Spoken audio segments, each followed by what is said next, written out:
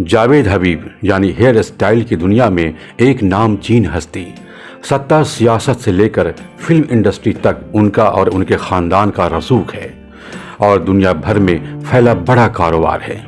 लेकिन इन दिनों जिस वजह से जावेद हबीब चर्चा में है, उसकी उम्मीद किसी को भी नहीं रही होगी। एक नामचीन खानदान की साख पर बट्टा लग गया।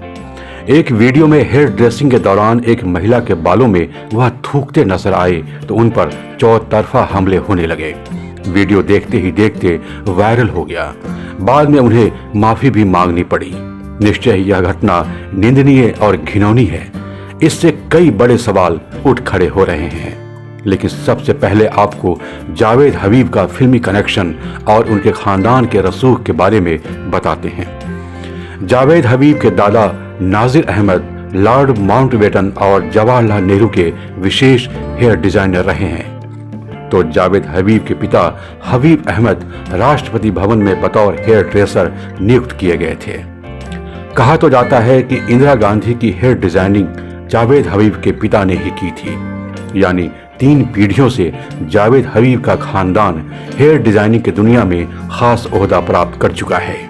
लेकिन आज जब चर्चा में एक महिला के बालों में थूकने को लेकर आए तो विवाद और हमले होना लाजिमी था।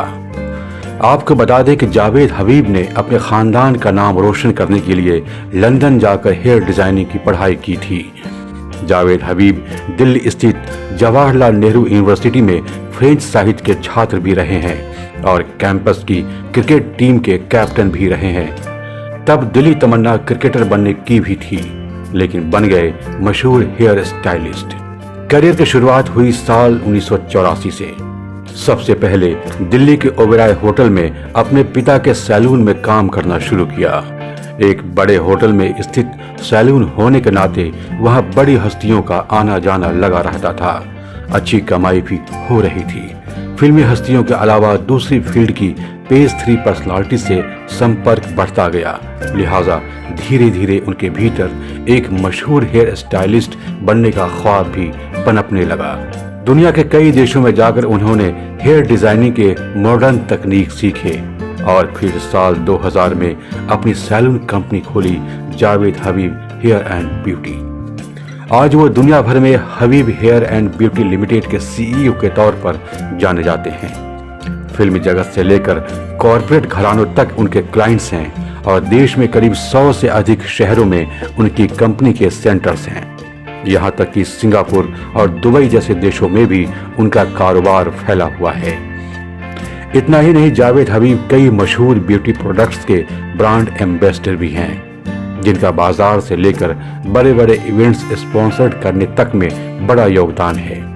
वह मिस इंडिया आयोजन के ऑफिशियल पार्टनर हैं और 410 घंटे तक नॉन स्टॉप हेयर कटिंग का लिम्का रिकॉर्ड भी उनके नाम दर्ज है।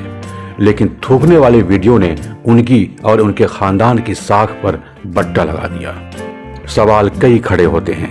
इनमें सबसे पहला सवाल तो यह है, जावेद हबीब ने उस महिला के बालों में आखिर क्यों थूका?